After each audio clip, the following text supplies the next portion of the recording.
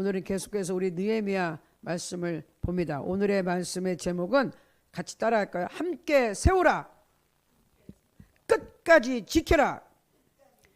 아멘. 우리가 이제 지난번 두 번의 시간을 통해서 느헤미야가 이제 예루살렘에 돌아오는 걸 봤어요.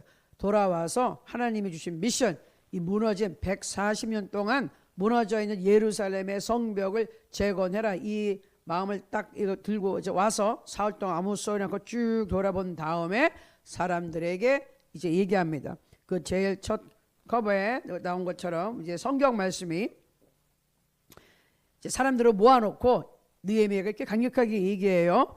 17절, 2장 17절 같이 읽을까요? 시작. 우리가 당한 곤경은 너희도 보고 있는 바라. 예루살렘이 황폐하고 성문이 불탔으니 자 예루살렘 성을 건축하여 다시 수치를 당하지 말자 하고 이제 같이 건축합시다. 이제 설득을 하는 거예요. 그랬더니 그리고 또 이제 간증을 한 거예요. 내가 이렇게 오는 동안에 전혀 모르는 사람이 와가지고 정말 생뚱맞게 그런 얘기를 하니까 가만히 이렇게 보고 있을 거 아니에요. 140년 동안 버려진 걸 뭐 어쩌자는 거지? 하는데 이 사람이 느헤미야가 하나님이 이렇게 역사하셨다 간증을 하는 거예요. 18절 또 하나님의 선한 손이 나를 도우신 일을 전하였더니 그들의 말이 일어나 건축하자 하고 모두 힘을 내어 이 선한 일을 하려 하며 말했고 우리 다 같이 일어나 건축합시다. 하자. 이게 설득이 된 거예요. 성령께서 역사를 하셨습니다. 자, 16번 슬라이드로 갈게요. 자, 배경을 다시 한번 봅니다. 이제 이 사람들 일어나 건축하자 모두 합시다 이랬는데 이때 상황은 어떻다고요? 성전은 이미 있었어요. 70년 포로시가 끝나고 왔는데 그 화려했던 예루살렘에 있던 성전 완전히 회파됐지만 그래도 스룹바벨이라는 총독을 보내면서 1차로 왔을 때 처음에 20년 동안 중간에 이제 한 16년 공사가 중지되긴 했었지만 약간 어쨌든 어찌어찌하여 20년 세월에 걸려서 BC, 그러니까 예수님 탄생하기 한 516년 전쯤에 성전은 이제 건축을 한 거예요. 간신히 예배드릴 처소가 마련이 됐어요. 그 다음에 이제 누가 와요? 에스라가 와서 영적 부분, 이제 성전이 예배할 처소가 있으니까 예배 드리는 걸 알아야 되는데 하나님 말씀을 들어야 이 정신이 개조가 될 거 아니에요. 예배를 제대로 드리는 방법도 가르쳐주고 하나님 뜻이 뭔지 그걸 에스라가 했어요. 이제 남은 건 뭐다? 그래도 폐허가 주변에 다 돼 있어가지고 이게 엉망이 돼 있는 예루살렘 성벽을 이제 세워야 되는 거예요. 근데 그때 상황이 어떻고요? 성전은 있으나 성벽은 무너진 도시다. 성벽이 무너진 상태는 곧 이스라엘의 수치이자 영적 황폐를 의미한다. 왜냐? 고대 도시 옛날에 이 성벽이란 걸 왜 그렇게 쌌을까요? 성벽 거기서 보면은 성벽 보여주세요. 네, 뭐라고요? 이거는 안전과 보호를 위한 것이고 국방력을 상징하는 거예요. 이게 그러니까 막 성벽이 이렇게 두꺼울수록 튼튼하다는 거죠. 국가의 자존심에 우리가 이렇게 국력을 우리의 힘을 이 성벽에서 자랑을 하는데 이스라엘 같은 경우는 특별히 그 성벽이 왜 더 중요하죠? 예루살렘의 성벽이니까. 예루살렘은 하나님의 성전이 있는 그 도시, 하나님의 영광이 있는 거기인데 이게 예루살렘은 하나님이 계시다는 이스라엘 백성들의 자랑인데 이게 완전히 없어진 거예요. 하나님의 성전이 있긴 있는데 초라하고 보호도 못 받고 완전히 이스라엘 백성들은 여기서 그러니까 국력도 없고 뭐 볼품이 없는 아주 초라한 도시가 되어 버린 것이죠. 그래서 이거 세우자는 거예요. 힘을 내야 된다. 자, 그래서 오늘은 3장 4장에 있는 사건 가지고 집중적으로 봅니다. 자, 제일 처음에 우리가 볼 것은 첫 번째, 성령은 함께 세우는 공동체를 만드신다. 공동체, 함께하는 성령 공동체를 하나님은 세워주신다는 거예요. 느헤미야 3장 2절에 그 다음은 여리고 사람들이 건축하였고 또 그 다음은 이므리의 아들 삭굴이 건축하였으며 이런 말이 나옵니다. 슬라이드 19장 볼게요. 네. 자, 한마음 한뜻으로 공동체를 세우라 그랬어요. 근데 성경에 보니까 자꾸 그 다음은 보니까 한 사람이 이렇게 지도자 하래서 그냥 막 결정한 게 아니라 모두가 자기 자리에서 온 가족이 바로 자기 집 앞에 있는 거기를 다 보수하는 거예요. 멀리 가라고 그런 것도 아니야. 그냥 바로 앞에. 자, 그래서 그 사람들의 직업도 보면은 조금만 내려요. 제사장, 레위인, 금세공인, 향품, 제조자, 네? 관리, 상인, 평민, 그 다음에 살룸의 딸들 이렇게 나와요. 왜 살룸의 딸들이 꼭 중요했을까요? 하나님의 일을 하는 이 건축을 하는데 여자들도 포함시켰다. 왜? 그 당시에 여자들은 뭐예요? 무시받고 인정도 안 했던 때니까 이런 하나님의 역사에 여자들 끼워줄 리가 없어요. 그런데 느헤미야가 얼마나 탁월한 지도자인지 여자들도 하나님의 일에 동참할 기회를 준 거예요. 여기에 남녀가 어디 있어? 아이들까지 남녀노소 온 가족이 다 달려들어서 이 놀라운 일을 하자. 할렐루야. 그렇게 했던 것이에요. 그래서 하나님이 가장 기뻐하시는 것은 어떤 한 사람이 막 그냥 휘젓는 거 원치 않으셔요. 우리 성도 한 사람 주의 종도가 다 힘을 아파요. 우리 락코리아 교회 전체가 움직여야 돼요. 혼자만 움직이는 거 원치 않아요. 힘 있는 권사 장로가 움직이는 거, 어떤 집사님 몇 명이 움직이는 거 원치 않아요. 돈 많은 몇 명이 움직이는 거, 그 교회를 흔드는 거 원치 않아요. 하나님 어떻게 한다? 어린아이부터 장년까지 이르러서 다 뛰어들어서 이 교회를 세워라. 아멘. 교회를 지켜라. 이거 원하시는 겁니다. 아멘. 그래서 한마음 한뜻으로 공동체를 세우라 그러셨어요. 자, 그 다음에 각각의 그러려니까 은사를 활용해야 되는 거예요. 공동체를 세울 때 내가 할 수 있는 거 하라 이거예요. 내가 할 수 있는 거. 그리고 하나님이 주신 은사가 있다는 거예요. 내가 타고난 재능과 하나님이 나에게 주의 일을 시키기 위해 주는 성령의 은사는 다른 거예요. 절대로 달라요. 내가 음악에 재능이 있다 그래서 내가 찬양하면 사람들이 다 은혜 받느냐? 아니에요. 유명한 성악가들 노래 잘하는 가수 있지만 그분들이 찬양할 때 안에 믿음이 없으면 전혀 감동이 안 돼. 세상 노래는 그래 그렇지만 찬양할 때 그냥 그런가 보다 지나가요. 근데 은혜가 넘치는 사람이 부르면은 막 눈물이 나고 기쁨이 넘치고 막 그 찬양에 하나님이 들어오시는 거예요. 그게 성령의 기름이 부음을 받은 사람이냐, 은사가 있냐 없느냐, 이게 다른 겁니다. 자, 그래서 일단은 모든 사람에게 하나님이 주신 은사가 있어요. 각각의 은사를 그래서 어떻게 해라? 활용하라. 고린도전서 12장 7절에 보니까 뭐라고요? 각 사람에게 성령을 나타내심은 유익하게 하려 하심이라. 누구에게 유익하게 하려고요? 나 개인이요? 아니, 성령께서 은사를 줬을 때는 나 혼자 뛰어나게 잘 보이라는 것이 아니라 뭐라고? 교회를 유익하게 하기 위해서, 교회가 도움이 되게 하기 위해서, 교회에 힘을 실어주기 위해서. 자, 성령은 한 사람의 스타를 만드는 분이 아니에요. 교회를 든든히 세우고 지키시는데 관심이 있으시다. 하나님, 우리 예수님이 머리시니까 나머지는 우린 다 몸이잖아요. 그러니까 몸 하나, 손가락 하나가 펄펄 뛴다고 될 일이 아니라 몸 전체가 다 같이 힘을 합해서 건강하게 움직여야 된다.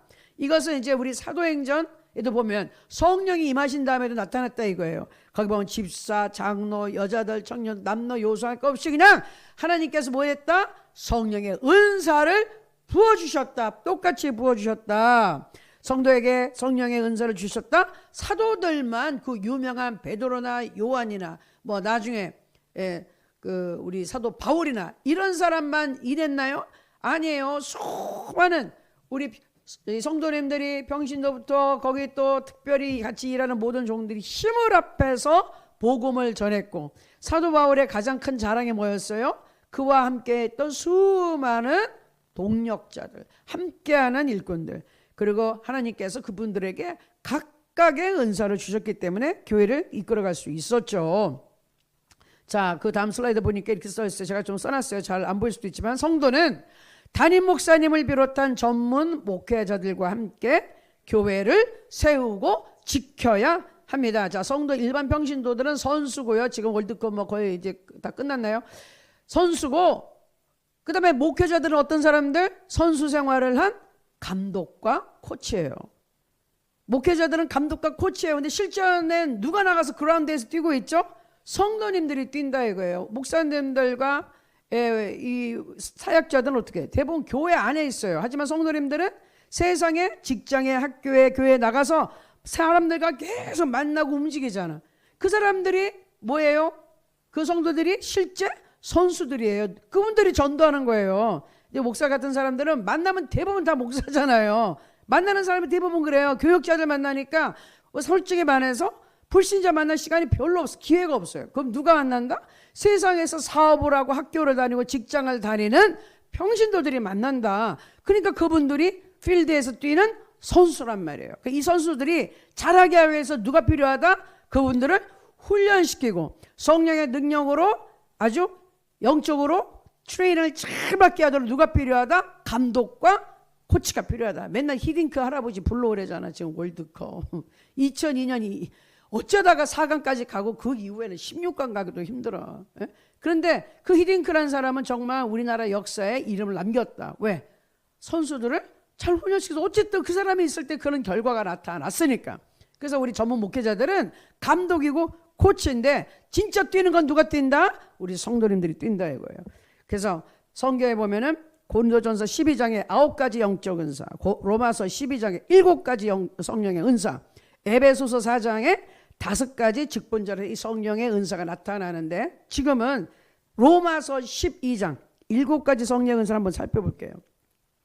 로마서 12장에 7가지 은사가 뭐가 나오냐면요. 예언, 섬김, 가르침, 위로, 구제, 다스림, 긍휼.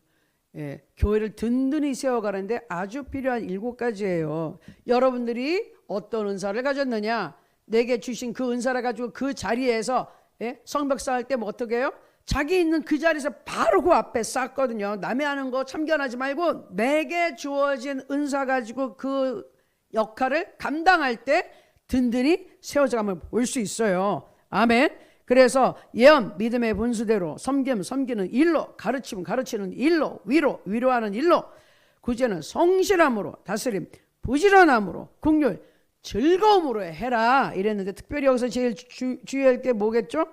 예언의 은사예요. 예언의 은사. 우리는 예언에서 항상 조심합니다. 예언은 뭐라고요? 하나님의 이 말씀을 그게 성경 말씀이 되던 뭐가 되던 간에 지금의 상황과 앞으로 되어질 일에 대해서 성령께서 감동을 주셔서 예언할 수 있는 사람을 통해서 말씀을 해주시는 거예요. 이게 점치는 사람들, 무당들의 예언과는 전혀 다른 겁니다. 이것은 하나님의 성경 말씀에 있는 그 하나님의 틀을 절대로 벗어나면 안 돼요. 성경의 내용과 내용이 일치해야 돼요. 그리고 교회의 질서를 지켜야 돼요. 영적 질서. 그리고 담임 목사의 권위 아래 있어야 돼요. 내가 능력 많은 권사, 막 너무 은사가 쏟아져 목사님을 제껴놓고 교회에서 내가 은사한다고 해서 막 드르르 그냥 사람들이 가서 머리 뒤밀고 이러잖아요. 그 교회 박살나요. 끝나요. 하나님이 그 사람 쫓아냅니다. 그거는 교회의 질서를 파괴하기 때문에 성령의 역사가 아닌 것이죠. 그리고 언제나 예언은 예언하는 사람의 영의 절제를 받게 돼 있어요. 절제가 안 돼요. 그건 아직 성숙하지 못해서 절제할 줄을 몰라서 그러는 거예요. 예언하는 사람은 어떻게 된다? 내가 스탑하면 스탑할 수 있다. 그러니까 절제할 수 있어야 돼. 성령께서 하시면 절제하면 절제되는 것이죠. 그리고 우리 고린도서에도 보면 예언할 때 회중에 예언할 때도 한 사람, 두 사람 순차적으로 하고 통변하고 이렇게 하라고 말씀하셔서 예언은 굉장히 우리가 조심해서 사용해야 됩니다. 우리 조영기 목사님도 이런 말씀하셨어요. 뭐라고요? 같이 읽어볼까요? 예언은 사람을 살리고 믿음을 세우는 도구이지 사람을 지배하는 도구가 아니다. 언제나 사랑과 성령의 질서 안에서 사용되어야 한다. 아멘. 그래서 여러분 어떻게 해야 됩니까? 성령의 은사에 불을 붙여야 되는 거예요. 내게 은사 줬는데 근데 이게 은사가 잘 활용되려면 갑자기 되는 게 아니에요. 불을 붙이려면 뭐 해야 된다고요? 방언기도 많이 해야 된다. 방언기도가 기초가 될 때 다른 영적 은사들이 힘을 발휘하는 거예요. 그래서 아무리 비싼 차, 최고급 차라 그래도 제일 처음에 뭘 해야 될까요? 시동을 걸어야지 출발이 되지. 아니 그 비싼 차 시동 안 걸고 가만히 먼저 번에 드라마에도 보니까 너무 유명한 배우가 자기가 맡은 역할이 가난한 형사 역할이야. 근데 이 배우의 이미지가 그런 게 있잖아요. 근데 자기는 정말 슈퍼카 몇 억짜리 스포츠카가 탁 있어. 그런데 그거를 타고 나가면 욕먹을까봐 자기 집 안에다가 거실에다 놔두고 운전도 못해. 타보지도 못하고 맨날 그 안에 들어가 앉아있어. 출발 못하는 차예요. 아니 수억짜리 차면 뭐해. 출발을 못하는데 차로서 기능은 상실한 거죠. 그래서 아무리 큰 성령의 역사도 뭐부터 시작해야 돼요?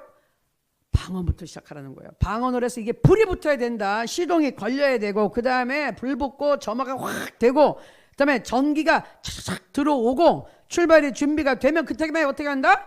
출발하면은 전력 질주할 수 있습니다. 아멘. 그런데 기본인 이게 뭐가? 방언의 은사부터 시작돼가지고 방언으로 기도를 막 해가지고 성령의 불이 활활 타오르고 힘이 들어오고 기름 부으심이 들어와야지 출발해서 다른 일들을 쫙 하고 하나님의 은사가 풀어지는데 그게 안 돼 있다. 그러면은 출발 못하는 거예요. 그렇죠? 그 차가 아무리 멋있어도 그래서 방언으로 수시로 정해놓고 기도하십시오. 응답이 빨리 오고 환경이 열리고 마음에 평안이 찾아옵니다. 할렐루야. 자, 그럼 두 번째.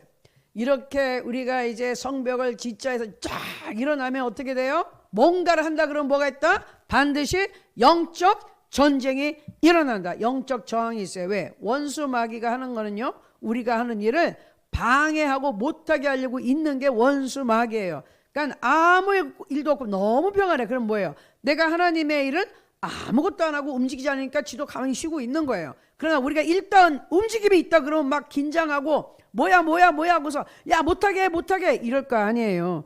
그래서 이제는 어떻게 해야 된다? 영적 전쟁은 어쩔 수가 없어요. 싸워야 돼요. 무조건 이기는 거예요. 그리고 내가 획득한 것을 지켜야 되는 겁니다. 느헤미야 4장 1절에 산발랏이 우리가 성을 건축한다 함을 듣고 크게 분노하여 유다 사람들을 비웃으며 막 이래요. 자, 방해자들이 있어요. 항상 주의 일에 방해하는 사람들이 있어요. 그리고 내 삶에 방해자들이 있는데 꼭 몇 명 되지도 않아. 소수의 인물들이 그냥 팍 선동하고 주동해서 시끄럽게 해요.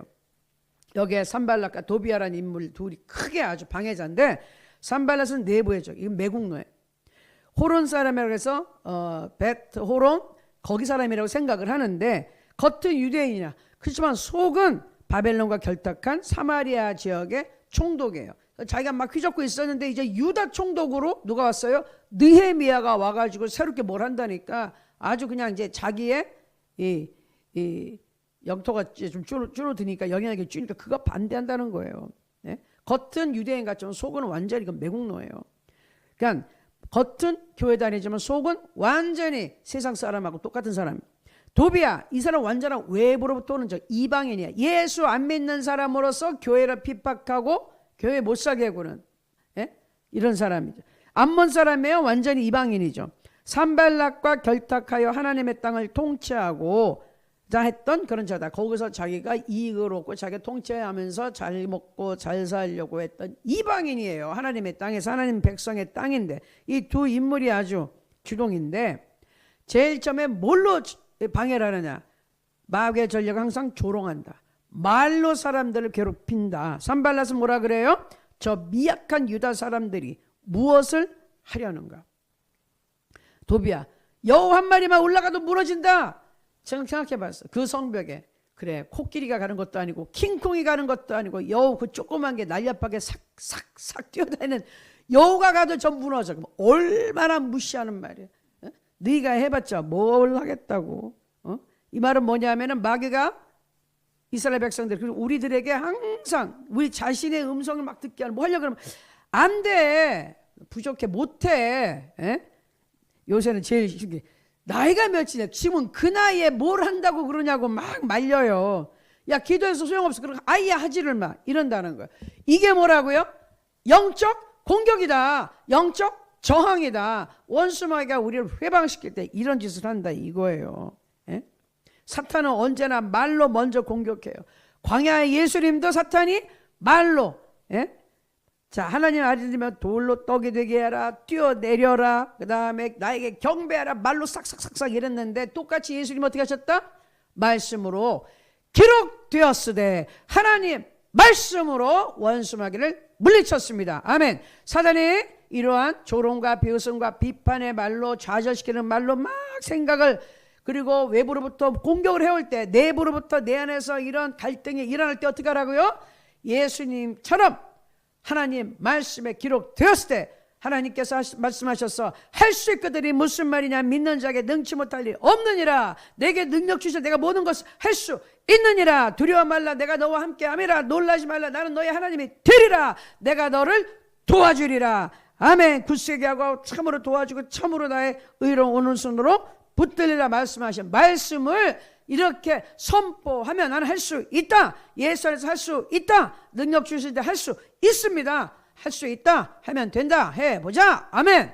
이렇게 나아갈 때 원수마귀는 물러나고 하나님의 역사가 일어납니다. 아멘. 이래서 오직 우리 느헤미야가 어떻게 했느냐 이렇게 막 시끄럽게 그렇게 되는데 한 번도 걔네들하고 만나가지고 대응을 안 해요. 만나라고 그렇게 불러내는데 안 가. 아예 상대 안 해. 그리고 이 사람은 딱 한 가지예요. 우리 하나님이여 들으시옵소서.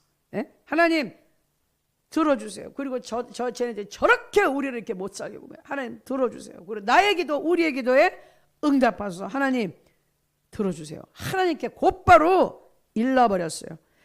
자, 에베소서 6장 보면 12절부터 보면 전신갑주를 입으러 나와요. 영적 전쟁. 근데 제일 중요한 게 뭔가요? 전신갑주 입고 싸울 준비가 됐는데 뭐하라 그랬어요? 6장 18절 모든 기도와 간구를 하되 항상 성령 안에서 기도하고 여러 성도를 위해 구하라.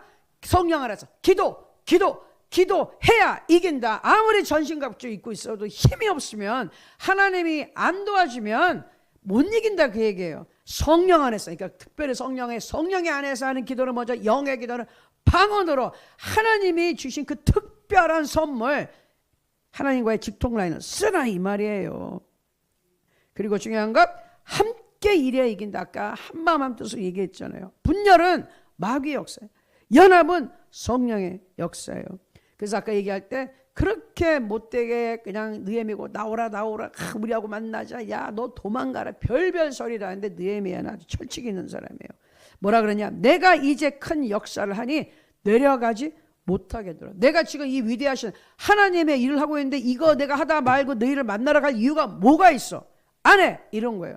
나는 내게 주신 하나님 일만 나는 집중한다. 아멘. 하나님께서는 그런 집중하는 느헤미야를 쓰신 거예요. 그리고 너희들 말 안 들어 나는 여기서 내 자리를 지키고 우리 백성들과 함께 하나님의 일에 나는 전력 질주한다. 아멘. 이랬을 때 하나님께서 이스라엘 백성 도와주셨어요. 그러면서 이게 이제 느헤미야에서 나타난 가장 큰 핵심인데 한 손에는 사역 한 손에는 무기 이랬다는 거예요. 성을 건축하는 자와 짐을 나르는 자는 다 각각 한 손으로 일을 하며 한 손에는 병기를 잡았는데 느헤미야 4장 17절 한 손에는 사역합니다. 예, 세상에 나가서 직장에 나가서 사업체에서 가정에서 뭐 학교에서 할 일 하는 거예요. 예? 하나님 일하라 그래서 그냥 다 때려치우고 아무것도 하지 마 가만히 있는 게 아니라 하나님의 파송하신 그 자리에서 일을 열심히 하되 뭐하라고요? 한 손으로 무기 영적 전쟁을 치를 수 있는 무기를 항상 들고 있어라. 기도하고 말씀 가지고서 내가 무장하고 있는 거예요. 항상 정신 똑바로 차리고 긴장하면서 일반 삶 속에서 내 일을 하되 항상 긴장한 상태에서 원수마귀가 어떻게 할 것이냐 잘 지켜보고 깨어있으라는 거예요. 깨어있으라는 거예요. 그렇게 할 때 하나님이 역사하십니다. 자, 그래서 오늘 여기까지만 이제 하고 말씀을 마무리하겠어요. 성령 충만한 교회는 은사, 말씀, 기도, 복음, 전도, 영적 전쟁과 승리가 함께 일어나는 교회예요. 할렐루야, 아멘. 느헤미야가 오늘 한 것은 뭐죠? 일어나서 같이 합시다. 한마음 한뜻으로 합시다 하고서 거기에 있는 사람들과 한마음 한뜻으로 하고 자기의 은사를 탁 개발하게 했어요. 하여튼 우리 교회가 잘 올라가려면 잘 세워지려면 뭘 해야 된다? 내게 주신 부르심 받은 그 자리에서 그 주신 은사를 가지고 최대한으로 내가 교회에 섬겨야 되는 거, 도움이 되게 하는 겁니다. 아멘. 그래서 내가 하는 일을 하면서 영적으로 항상 준비되어 있는 사람이 되기 원합니다. 그리고 그 이기는 방법에는 반드시 뭐다? 기도해야 된다. 기도해야지. 전신갑주를 입고도 기도해야 된다. 특별히 방언으로 할 때, 너 아무리 좋은 차도 딱 시동이 걸려야 되는 것처럼, 아무리 큰 성령의 역사도 뭐가 내가 기도하지 않으면 안 됩니다. 특별히 방언으로 성령의 불을 탁 붙여서 우리가 일할 수 있어야 되는 겁니다. 아멘. 자, 그러면 이 시간 우리 하나님 오늘 느헤미야를 통해서 우리에게 가르쳐 주신 한 마음 한 뜻으로 한 손에 무기 한 손에 일하고 그냥 전심전력하고, 원수 마귀 사단의 공격에 그냥 까딱하지 말고 기도해라, 집중해라, 여러 가지 말씀이 있었는데 이거 생각하면서 하나님 우리에게도 그렇게 힘을 주옵소서. 내가 오늘부터 정말로 내가 일을 하던 나가서 뭘 하던 집에서 살림을 하던 밭에 나가서 일을 하던 직장에 가서 뭘 하던 간에 학교에서 뭘 하던 간에 저는 열심히 내 일을 하면서 계속 기도하고 말씀하고 주님만 의지하며 영적 전쟁에 나는 참여하고 우리 교회가 영적으로 든든하게 성벽에 세워지고 외적이 절대로 틈타지 못하는 든든한 교회가 되도록 그렇게 나는 준비하고 기도하겠습니다.